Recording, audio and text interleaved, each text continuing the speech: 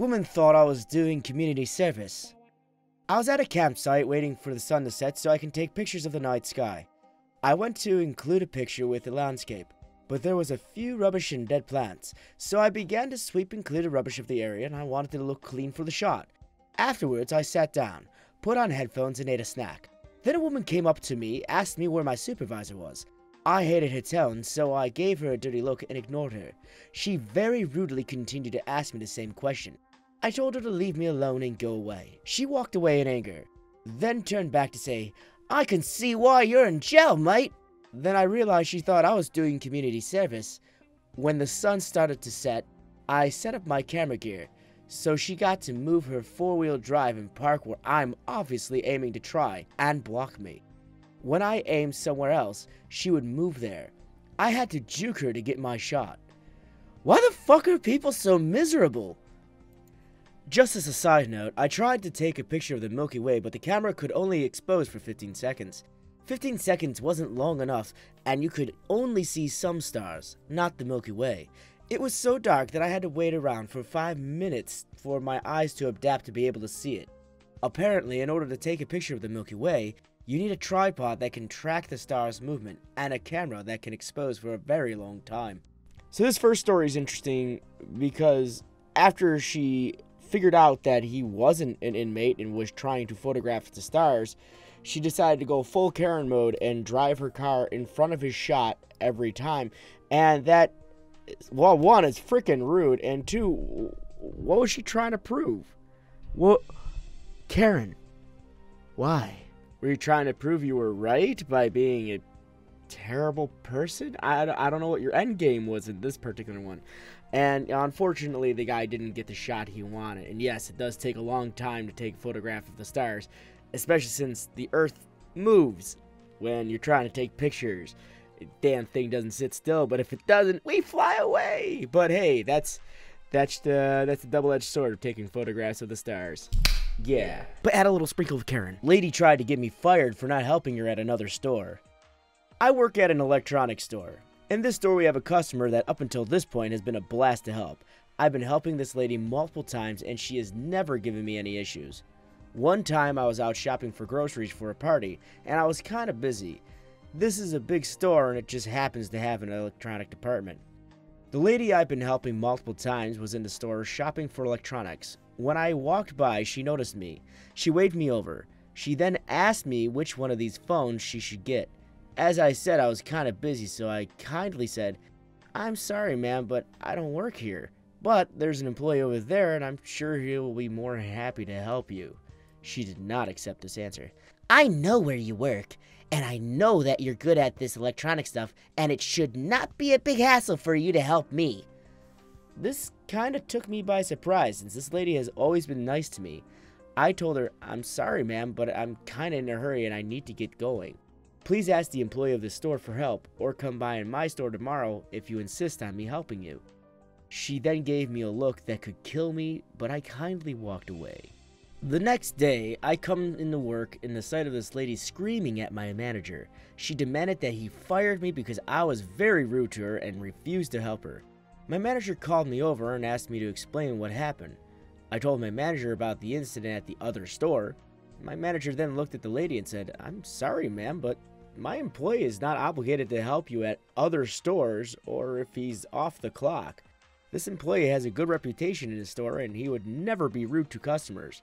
The lady got as red as a tomato and then angrily stormed out of the store. Both my manager and I thought that was it with her, but nope. A few hours later, she comes back into the store with every single product I had sold her, and she demanded a refund. She yelled at my manager, "I refuse to support this store with such bad customer service." My manager kindly tried to explain that a refund would not be possible since the store policy clearly stated that all refunds may only happen within 30 days in an unopened state, or if the product is faulty. But since most of our products are quite expensive, most of the faulty products get sent in for service and not refunded. The woman kept screaming at my manager and demanding a refund, but without luck. After about 10 minutes of screaming, my manager called security to escort the lady out of the store. We all thought we were done with her, but again, nope! After a bit, she came back in with 2 police officers pretending she got assaulted by security. We kindly explained to the officers what had happened. The officers looked very annoyed at the lady, and one of the officers looked at the lady and said, "Ma'am, you're going to need to come with us." The officers escorted the lady out of the store, and I haven't seen her since. First off, no one's obligated to help anyone outside their job. Ever, never, ever, ever, never. Don't assume when you walk up to a person in a store that just because you know them from this other store means they're going to help you at this store. No. You can say hi, you can say how are you doing, and that should be the extent of your conversation with this individual. Outside of that, they probably don't want to know you. I mean, personally, outside of my job, I don't really try to get to know most of the people I talk to. It's just, I don't know. It feels awkward because the one time something goes wrong at work, that stuff will follow you all the way through whatever type of relationship you got with that individual, and you don't want that to follow you. You really don't. So I try to keep personal life and work life separate. But I love how the police ended up taking her because, you know, wasting their time and giving them a false report is, well, illegal. She learned. A friend was coming home from a security job and ends up reprimanding a man parking in a handicap spot.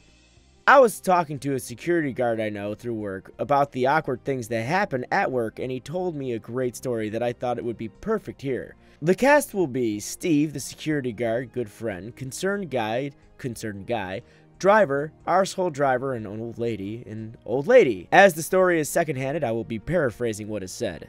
So my security guard friend Steve had finished work early in the morning, so was still in uniform. A nondescriptive black uniform with a security written on it.